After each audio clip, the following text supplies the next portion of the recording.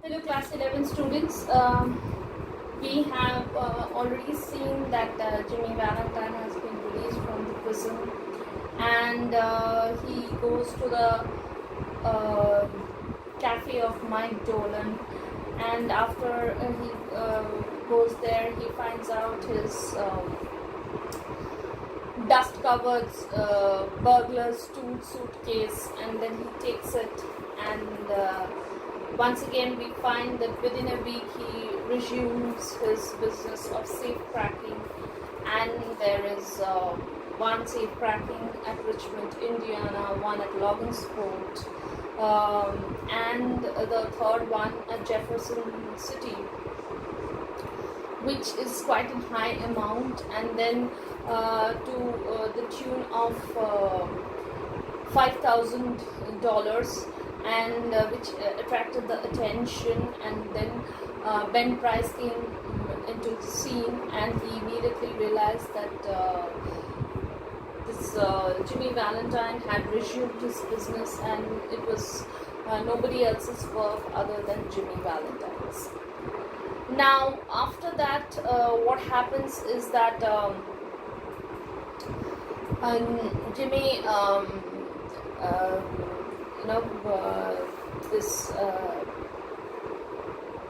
Ben Price, he, from the way the burglaries had been made, he could realize that only Jimmy had those tools that was necessary to crack these kinds of safe, and he made a promise that he will never let go Jimmy if he arrests him again. And he says that Jimmy had such high influence, so for that reason he could dodge arrests every time.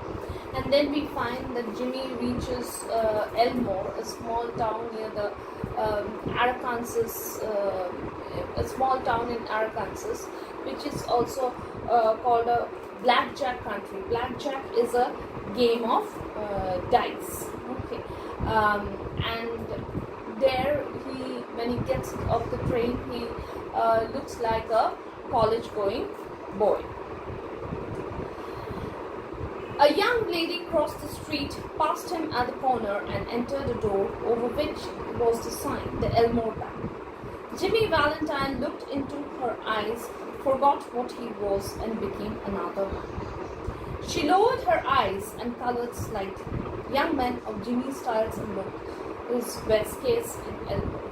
So, this is the first time Jimmy meets Annabelle Adams. Okay, so when Jimmy got off the train, and he was walking along the pavement towards a hotel, at that time, a young lady crossed by, and he both of them passed at the corner, and the young lady entered a building on which the sign was written, the Elmore Bank. So the young lady entered the Elmore Bank. As soon as Jimmy Valentine looked at her, he was completely a changed person, and she also lowered her eyes and colored slightly. That is, she blushed. Why? Because Jimmy was young man of Jimmy's styles and look.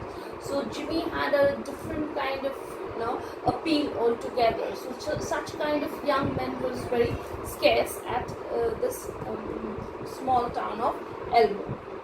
Jimmy collared a boy loafing on the steps of the bank.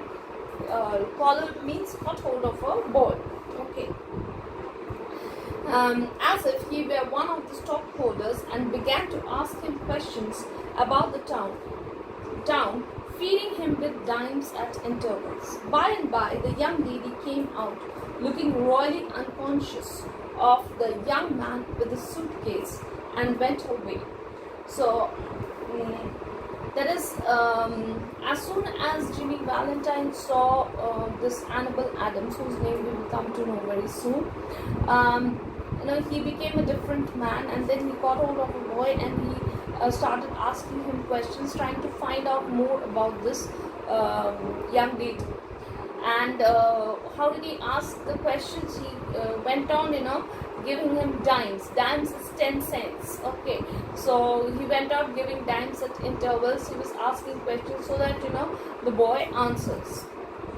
And then this lady who had entered the bank, she just came out of the bank and royally unconscious. That is, she completely ignored Jimmy Valentine and passed by. Isn't that lady Polly Simpson? Asked Jimmy with a suspicious guy. Suspicious guy means,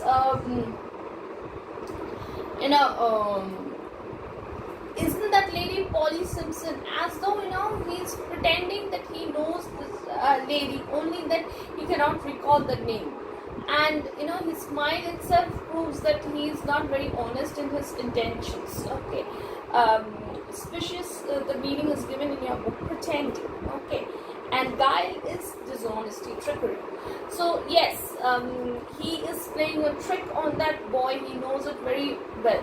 So he's kind of, okay, is that Polly Simpson? Or sort of, sometimes we say, right, is that you, maybe we cannot recollect the name, but we can recognize the face of the person. So Jimmy was playing playing that kind of a trick, when that was not actually the case. Now, said the boy, she's Annabel Adams. Her pa owns this bank. Why would he come to Elmore for? Is that a gold watch chain? I'm going to get a bulldog. Got any more dimes? So, he's trying to, this boy is trying to find out that what has this person, okay, who is giving him dimes has come from. So why have you come? And there, your watch, is that gold chain watch?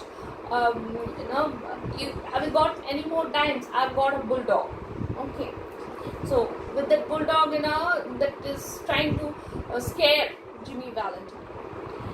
Jimmy went to the Planters Hotel, registered as Ralph D. Spencer, and engaged a room.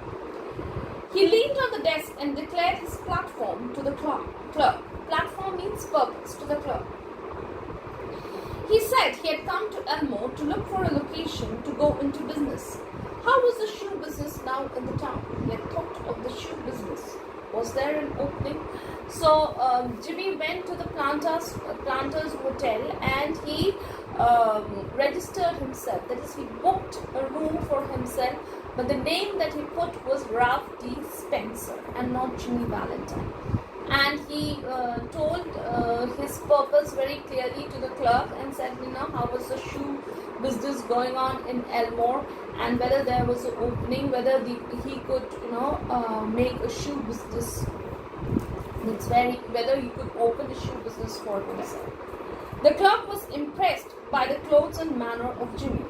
He himself was something of a pattern of fashion to the thinly gilded youth of Elmore, but he now perceived his shortcomings.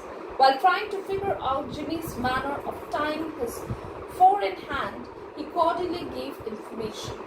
This clerk was at once very impressed by Jimmy's clothes and his manners, because Jimmy was very impressive in that way.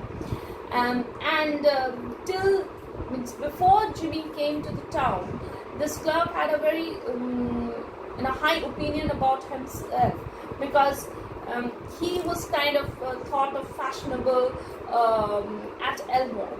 But when he saw Jimmy, he realized that Jimmy was far better than him, and he was so impressed that whatever information Jimmy wanted, he went on giving those information to Jimmy, and he also became very curious as to how Jimmy tied the knot of his tie. Four in hand is the way of knotting the necktie. It's given in your book. So he cordially gave information. So whatever questions was asked by Jimmy, he went on answering them. We stop here today. We'll do the rest of it in the next class. Thank you.